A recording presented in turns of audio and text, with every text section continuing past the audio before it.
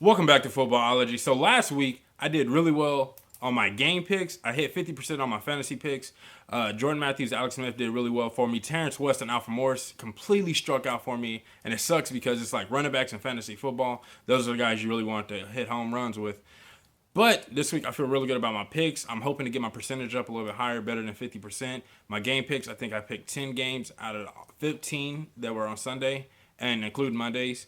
And I think I did really well with those. So I'm going to try to get that number up even higher. Definitely want to try to go, 16-0 this week. Or I guess 15-0 because I didn't call for the Thursday night game. Or I didn't pick the Thursday night game. Sorry. So I hope you guys enjoyed this video this week.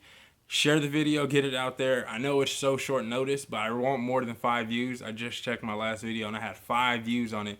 So I'm going to try to get these videos out sooner. Like I said, just share it. Get it out there. And let's get into this one.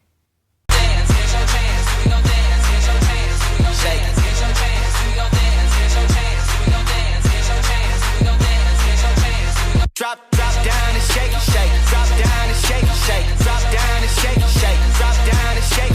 Drop down and shake, shake. Drop down. First up this week, I have Marcus Mariota. I know if you guys are a true, subscriber to the channel, you understand I hate mobile quarterbacks, and especially the smaller mobile quarterbacks like RG3, even Marcus Mariota.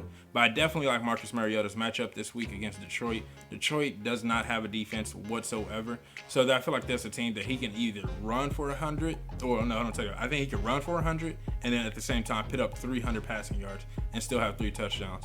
I like the matchup. There's no one in Detroit that's truly ever scared me, and if you guys go back and look at all my old videos, every time I've talked about Detroit, it's always been about secondary, and they never really kind of plug guys in there, and those guys kind of do a play here, do a play there, and then like, oh, Detroit's fine now. No, I think Marcus Mariota is due for a huge fantasy day. I'm thinking he could put up probably 40 points. I mean, I'm dead serious right now. I think he has one of the better matchups of most of the quarterbacks out there. Blake Bortles was another guy I was thinking about, but Mariota I feel like is going to have the bigger day. Next, I have Marcus Mariota's receiver, Tajae Sharpe. I feel like that them in preseason, they connected really well, and they looked really amazing together. And so when it comes down to it, once again, if Mariota has a good matchup, I definitely feel like Sharpe has an even better matchup out there.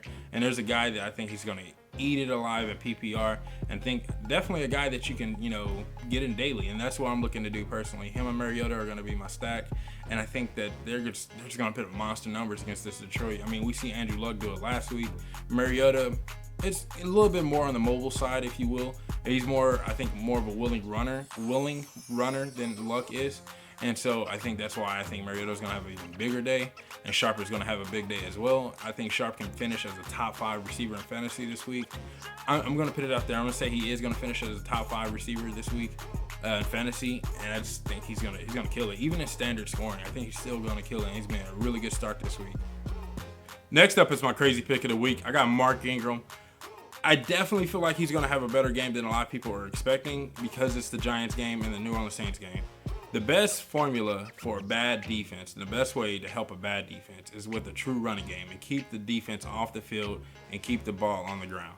And I think that's what New Orleans is going to try to do, and I'm hoping that that's the game plan because I definitely like Mark Ingram this week. I think he can be a definite starter for a lot of people, and he's going to put up a lot of fantasy points. You're going to try to keep the ball as much as possible out of Eli Manning's hand and that deadly receiver core that they have that's just blossoming like crazy in New York right now. And I know that the Giants have this new formed front and all this good stuff. And I personally start to buy into it too because I've been watching a lot of NFL Network all day, and they keep talking about this game and how it's going to be a shootout like it was last year. And I'm like, wow, it could possibly be a shootout. And then I found out it's in New York, and there's a potential chance for rain. And so with those two things going hand to hand, the best thing you can do is give it to your veteran running back. Keep the ball out of air as much as possible, and just let him pound the rock. Give him 20 to 25 touches, if not more. Or, split the touches up between him and Hightower, whatever the case may be. But I still think Mark Ingram is the guy to have in this game. I'm not saying Odell's going to have a bad game or Brandon Cooks or any of those guys. But what I'm saying is I think Ingram can potentially finish as the best fantasy player out of this game. I just think that's the best way to do it. And we've seen Matt Forte kill it on Thursday night, which I had him starting. Feeling pretty good about that. And I think a lot of teams are gonna be like, wow, well, why can't we do that? And I think Mark Ingram is the right back to do it with in that kind of a game. It's not in the dome. If it was in the dome, then I'll be buying into this aerial attack that they're talking about. But I like Mark Ingram this week. I definitely feel like he's a better start than like a Brandon Cooks or somebody like that. I'm saying it. I know it's crazy, but I'm serious. I think Mark Ingram is a better start this week. Next up, I got Allen Hurns. I think he has a really good matchup against Brandon Flowers. I think Brett's gonna line up on Robinson, and with that, I think Hurns has a better matchup against Flowers. I think he can use he doesn't have the best speed in the world, but I think he can definitely use his speed to take it to the next level and have a big game. I think Blake Bortles is even a good start as well, like I said earlier, and Robinson is a good start. But for some reason, I think Hurns can hit up big fantasy points this week, and he's going to be one of my starters in daily. Next on my list, I have Kyle Rudolph. I think Kyle Rudolph is a better tight end than Julius Thomas. So with that being said, I think he can have a better game against this Packers defense. And I think if you're starting Sam Bradford, that's going to allow you to shorten the field up a little bit, make more high percentage passes, and let Kyle Rudolph do work underneath and things of that nature. They're going to obviously focus on AP and trying to stop him because I think that's where Minnesota's going to go. But Rudolph can still be having a big game. And I'm getting him in daily because he's cheap. He's like $3,100 in a lot of them. And that's next to nothing, and it allows me to bulk up my lineup in other places, which I want running backs, so you guys know how I feel about that. And with all that being said and all that, I think that if you haven't picked up Kyle Rudolph yet, you're really hurting yourself because he's going to be a consistent starting tight end week in and week out. This guy, he did me right last week, and I can't go wrong with starting him. Well, that's all I have for you guys this week on Footballology. I really hope you guys enjoyed this video. Share the video, get it out there. I want more than 5 views, even if somebody rewatch it. I just want more than 5 views. I'll take 6 views, something.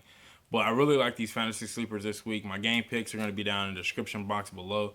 And let me know what you guys think about those. Like I said, I went 10-5 last week, and I felt really good about that. I think I can do that again this week. Some of the games are actually easier to pick because I feel like some of them were open and shut cases. Other teams needed to come back and do a little bit something special.